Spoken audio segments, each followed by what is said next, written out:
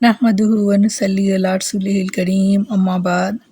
اعوذ باللہ من الشیطان الرجیم بسم اللہ الرحمن الرحیم رب اشرح لی صدری ویسر لی امری واحلل عقدۃ من لسانی یفقہوا قولی۔ السلام علیکم ورحمۃ اللہ وبرکاتہ۔ کیسے ہیں آپ سب؟ انشاءاللہ خیر و عافیت سے ہوں گے۔ اللہ تعالیٰ آپ سب کو اپنے حفظ و امان میں رکھے، آمین ثم آمین۔ جیسا کہ سنڈے ہے تو کچھ بات ہم رشتوں کے بارے میں کر رہے تھے کہ آئیں رشتوں کو نبھائیں، گزارے نہیں نبھائیں، اور بہت اچھے سے نبھائیں۔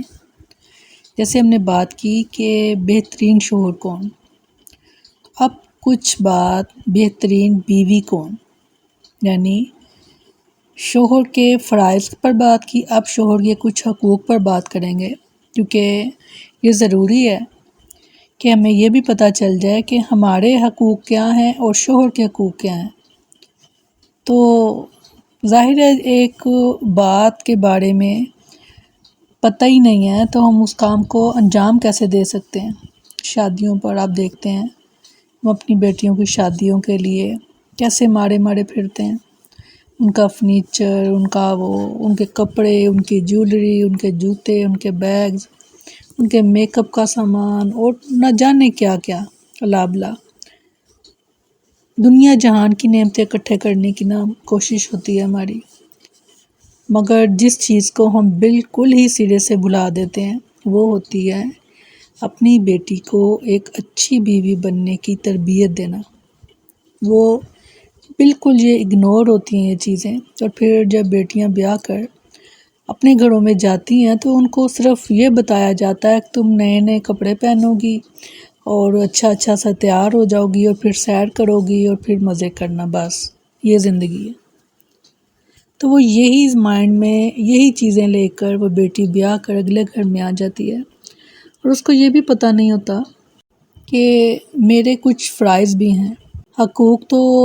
ہر کسی کو پتہ ہوتا ہے کہ میرا کیا کیا حق ہے، مگر فرائض کو بھلا دیا جاتا ہے۔ اب اس بیٹی کو، اس بچی کو یہ پتہ ہی نہیں تھا کہ جہاں میں بیاہ کر جا رہی ہوں وہاں جا کر میرے فرائض کیا ہوں گے، ایک اچھی بیوی میں کیسے بن سکتی ہوں، کیونکہ جب تک بیوی اچھی نہیں بنے گی تو اس کا گھر جو ہے وہ آباد اور شاد نہیں ہو سکتا۔ تو دیکھا یہی گیا ہے کہ بیٹیوں کی جب شادی ہم کرتے ہیں تو اچھے سے اچھی نعمت ہر طرح کی دینے کے لیے اس کے ہم کوشش میں لگے رہتے ہیں، اور پھر بیاہ کر بھی ہم یہ کام نہیں ہمارا چھوٹتا کہ ہم ہر نعمت جو ہے وہ چاہتے ہیں کہ اپنی بیٹی تک پہنچا دیں، اور ایک نئی چیز پہنچاتے تو وہ ایک اچھی تربیت اور ایک اچھی بیوی بننے کے گن جو ہیں وہ اپنی بیٹی کو ہم نہیں سکھاتے، صرف یہ ضرور بتا دیتے ہیں کہ تمہارا یہ اور یہ حق ہے اور تمہارا یہ اور یہ فرض جو ہیں وہ تمہارے شوہر کے ہیں۔ اور جب شادی ہوتی ہے نئے نئے جوڑوں کے بارے میں جو لڑکے کے گھر والے ہیں وہ لڑکے کو بتاتے ہیں کہ تم اپنا روب رکھو اپنی بیوی پر،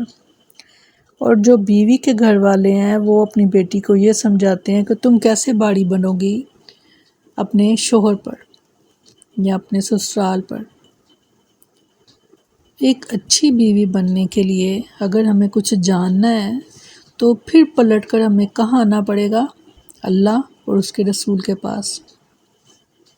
کیونکہ آپ صلی اللہ علیہ وسلم نے کسی بھی گوشے کو ہم سے پوشیدہ نہیں رکھا،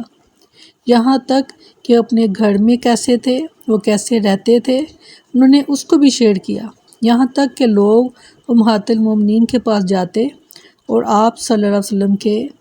ان کے ساتھ گھر میں جب رہتے تو وہ کیسے رہتے ہیں، وہ کیسے عبادت کرتے ہیں اور کیا طریقہ کار ہوتا ہے ان کا گھر میں، تاکہ وہ اس طریقوں کو اپنا سکیں۔ تو ایک اچھی بیوی بننے کے لیے یہ جاننا پڑے گا کہ شوہر کے کچھ حقوق ہیں جو بہت اہم ہیں، کہ جب بیٹی شادی سے پہلے اپنے والدین کے گھر میں تھی تو ظاہر ہے ہر گھر کا ایک سربراہ ہوتا ہے اور یقیناً مرد ہی ہوتا ہے وہ، اور وہ جب شادی سے پہلے اپنے والدین کے گھر میں تھی تو اس کے جو والد تھے وہ اس کے سربراہ تھے،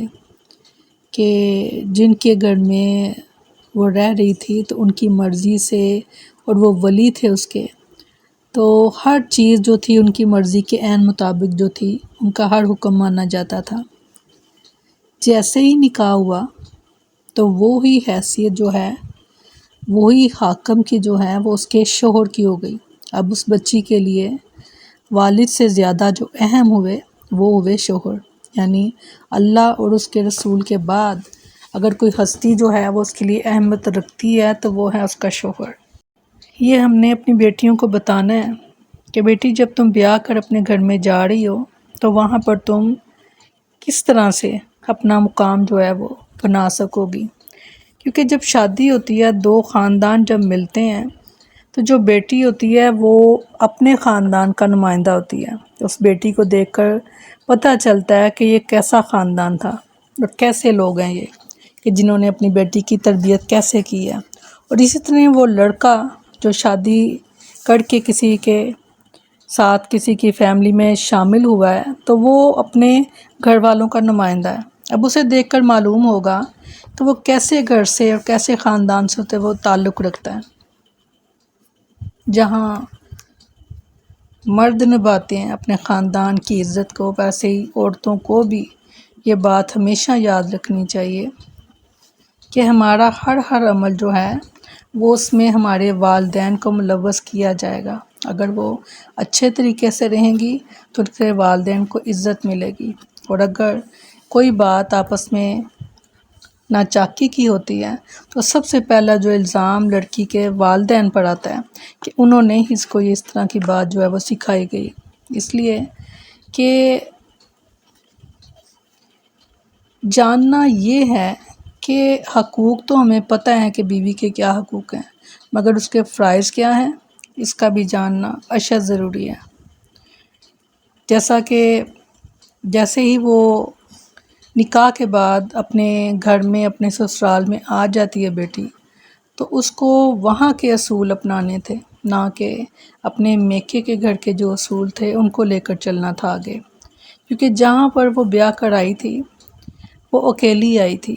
اور اس جس گھر میں وہ آئی ہے وہاں ماشاءاللہ سے اس کا ساس ہو سکتی ہے، سسر ہیں، اس کی نندیں ہیں، دیور ہیں، جیٹھ ہیں، مزید کئی رشتے اس کے ساتھ جڑ گئے ہیں۔ اب وہ کیونکہ تعداد میں بھی زیادہ ہیں تو اس کو چاہیے کہ ان کے رنگ میں رنگ کر اچھے طریقے سے اپنے گھر کو بسائے، نہ کہ یہ کہا جائے کہ ہمارے گھر میں تو اس طرح نہیں ہوتا تھا تو ہم تو ایسے نہیں کرتے تھے اور ہم تو ایسے کرتے تھے۔ اس کھینچا تانی میں کیا ہوتا ہے کہ دل جو ہیں وہ ایک دوسرے سے بڑے ہونا شروع ہو جاتے ہیں، اور ایسے بوڑھے ہوتے ہیں کہ وہ تھوڑی تھوڑی باتیں، پہلے تو بدگمانیاں، پھر وہ جھگڑے، اور پھر جھگڑے کا جو اینڈ ہوتا ہے وہ نہایت ہی خوفناک، جس کا نام لینے کو دل نہیں چاہتا۔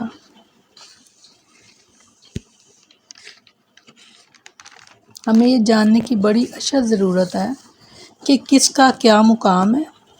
اور کس کو کتنی اہمیت جو ہے وہ ہمیں دینی ہے۔ جب ہم یہ جان جائیں گے تو ہماری زندگیوں میں بڑی آسانیاں آ جائیں گی۔ عبداللہ بن ابی اوفا رضی اللہ عنہ بیان کرتے ہیں کہ آپ صلی اللہ علیہ وسلم نے فرمایا کہ اس ذات کی قسم کہ جس کے ہاتھ میں میری جان ہے، فرمایا کہ وہ عورت اس وقت تک اپنے رب کا حق ادا نہیں کر سکتی جب تک کہ وہ اپنے شوہر کا حق ادا نہ کرے۔ اور ایک روایت میں آتا ہے کہ دو لوگ اس طرح کے ہیں کہ جن کی نماز ہی قبول نہیں ہوتی، یعنی نماز تو وہ پڑھتے ہیں مگر ان کی نماز ہی قبول نہیں ہوتی، اور ان میں سے ایک جو ہے وہ عورت ہے کہ جو اپنے شوہر کی نافرمانی کرتی ہے۔ نماز تو وہ پڑھ رہی تھی اور بڑے اچھے طریقے سے پڑھ رہی تھی، مگر ساتھ ہی ساتھ کیا تھے کہ وہ شوہر کی نافرمان تھی، اور شوہر کی نافرمانی کرتے ہوئے نماز کا ٹائم ہو گیا، اس نے نماز تو پڑھ لی، مگر بتایا آپ صلی اللہ علیہ وسلم نے کہ اس کی وہ نماز اس کے سر سے اوپر نہیں جاتی، یعنی کہ اس کی نماز ہی قبول نہیں۔ اور پھر یہاں تک فرما دیا آپ صلی اللہ علیہ وسلم نے کہ جب عورت ارادہ کرے کسی نفلی روزے رکھنے کا، اور اگر اس کا شوہر جو ہے وہ گھر میں موجود ہے تو وہ ان سے پہلے اجازت لے کہ اگر آپ اجازت دیں تو میں یہ نفلی روزہ رکھ لوں۔ اندازہ کریں شوہر کا کیا مقام ہے. یعنی اگر آپ نے اپنی نماز کو اللہ تعالیٰ کے ہاں مقبولیت حاصل ہونی چاہیے تو پھر اس کے لیے ضروری ہے کہ پہلے آپ اپنے شوہر کا حق بھی ادا کریں. اور جیسے اگر آپ نفلی روزہ رکھ رہی ہیں تو اس کے لیے بھی پہلے شوہر کی اجازت کا حکم دیا گیا کہ آپ پہلے ان سے پوچھیں کہ کیا میں روزہ رکھ سکتی ہوں. ہاں، جہاں پر فرائض کی بات آ جاتی ہے وہاں پر تو شوہر کی بات نہیں مانی جائے گی بلکہ ان کو محبت سے گائیڈ کر لیا جائے گا. مگر جہاں نفلی عبادت کی بات آتی ہے وہاں پر اس عورت کے لیے شوہر کی اجازت، اس کی خوشی بہت اہم ہے. بہت اہم یہ چیز ہے کہ جیسے ہم اپنے بیٹیوں کی ہر خواہش پورا کرنے کے لیے ہر طرح کی چیزیں، نعمتیں جمع کر کر اکٹھی کر کر ہم جمع کر کے اس کو دیتے ہیں، تو کاش کہ ہم ساتھ ساتھ تھوڑا سا اس کو گائیڈ کرتے جاتے کہ شادی کے بعد ایک نئی زندگی شروع ہونے والی ہے تو اس کو کیسے اچھے طریقے سے لے کر چلے تاکہ اس کی زندگی آنے والے دنوں میں پرسکون ہو سکے. سامان کے ساتھ ساتھ نصیحتیں بھی کرنی جو ہیں وہ بہت اہم ہیں.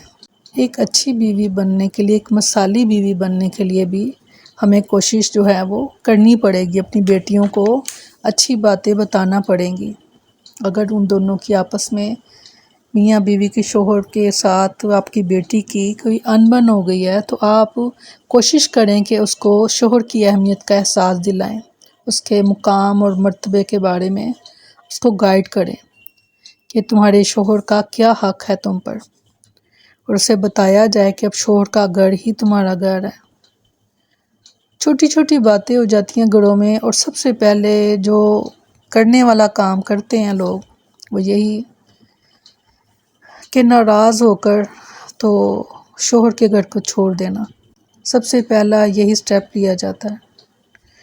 جبکہ اللہ کے رسول نے فرمایا کہ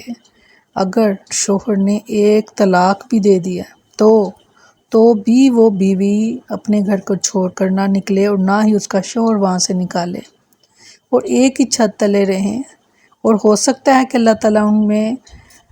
خیر ڈال دے اور شوہر رجوع کر لے بیوی کے ساتھ. بلکہ یہاں تک حکم دیا گیا کہ وہ عورت اچھے سے تیار ہو کر خوشبو کا استعمال کرے کہ شاید اس کا شوہر اس کی طرف رجوع کرے اور ان کا گھر جو ہے وہ آباد ہو جائے. یہ وہ باتیں ہیں جو ہمیں قرآن سے ملیں گی، احادیث سے ملیں گی، آپ صلی اللہ علیہ وسلم کی سنت سے ملیں گی. تو میں اکثر یہ کہتی ہوں کہ جب آپ دین کے ساتھ جڑ جاتے ہیں تو آپ کی زندگیوں میں سکون ہی سکون اتر آتا ہے. ہر رشتے میں آپ کو ایک پتہ چل جاتا ہے کہ کس کی حد کتنی ہے اور کس کا کیا مقام ہے. ان چیزوں کو سمجھنے کی بہت زیادہ ہمیں ضرورت ہے، تاکہ آپ دیکھ رہے ہیں کہ اپنے ارد گرد معاشرے میں